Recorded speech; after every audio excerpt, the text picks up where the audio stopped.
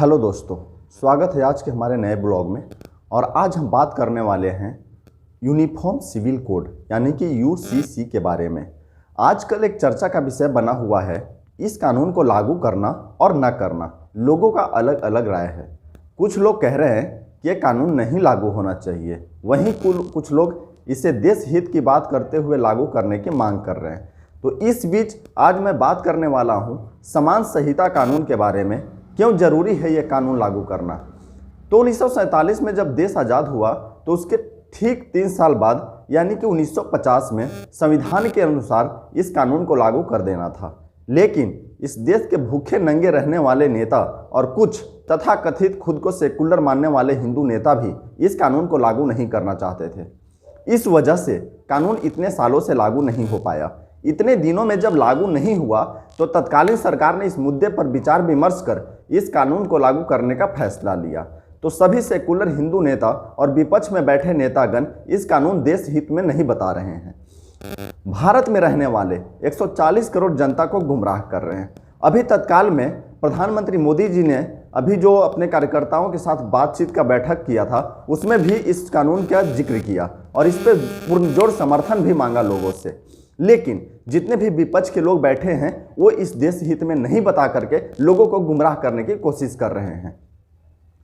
Suppose यहाँ पे मैं यूसीसी का कुछ उदाहरण देकर आपको समझाने की कोशिश करता हूँ, आप समझ जाएंगे। सपोज आप घर के मुखिया हैं, आप घर के 10 सदस्य हैं, आपके घर में 10 सदस्य हैं। यदि 10 सदस्य अपने अपने ढंग से रहन सहन जारी रखते हैं तो क्या आप उस घर को चला पाओगे? आप मुखिया के तौर पे आप एक बार इस चीज़ को सोचो, इस विषय पे सोचो। तो यहाँ पे सेम यूनिफॉर्म सिविल कोड का यही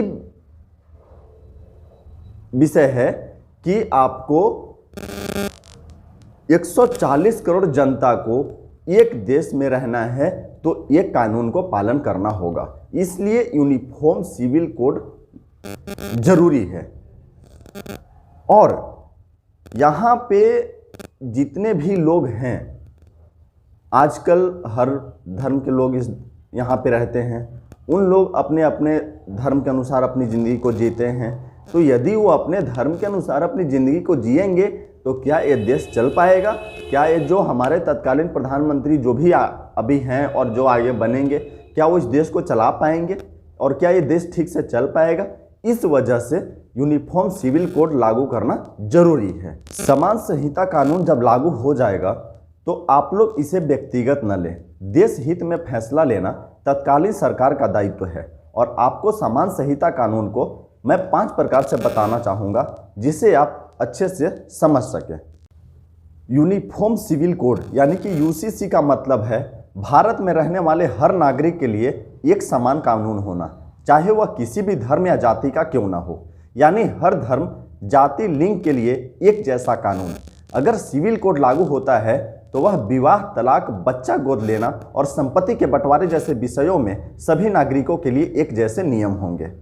अब यहाँ पे दूसरा प्रकार है समान नागरिक संहिता यूसीसी। समान नागरिक संहिता का अर्थ है कि समाज के सभी वर्गों के साथ, चाहे उनका धर्म कुछ भी हो, राष्ट्रीय नागरिक संहिता के अनुसार समान व्यवहार किया जाएगा, जो सभी पर समान रूप से लागू होगा। तीसरा है समान नागरिक संहिता भारत के संविधान के अनुच्छेद 44 का हिस्सा है। संविधान में इसे नीति निदेशक तत्व में शामिल किया गया है। संविधान के अनुच्छेद 44 में कहा गया कि सभी नागरिकों के लिए समान नागरिक संहिता लागू करना सरकार का दायित्व है। भारत में समान नागरिक संहिता लागू नहीं है, बल्कि भारत में अधिकतर निजी कानून धर्म के आधार पर तय किए गए हैं। हिंदू, सिख, जैन और बौद्ध के लिए एक व्यक्तिगत कानून है, जबकि मुसलमानों और ईसाइयों के लिए अपने कानून हैं। मुसलमानों का कानून शरीयत पर आधारित है। अन्य धार्मिक समुदायों के कानून भारतीय संसद के संविधान पर आधारित है। अमेरिका, पाकिस्तान, बांग्लादेश, मलेशिया, तुर्की, इंडोनेशिया, मिस्र और आयरलैंड जैसे देशों में समान नागरिक संहिता का पालन किया जाता है। इन सभी देशों के सभी धर्मों के लिए व्यक्तिगत कानूनों का एक सेट है और किसी विशेष धर्म या समुदाय के लिए कोई अलग कानून नहीं है। इन 5 तरीकों से मैंने आपको यूनिफॉर्म सिविल कोड के बारे में जानकारी देना चाहा। आपको कैसा लगा आप ज़रूर मुझे कमेंट में बताएं। धन्यवाद।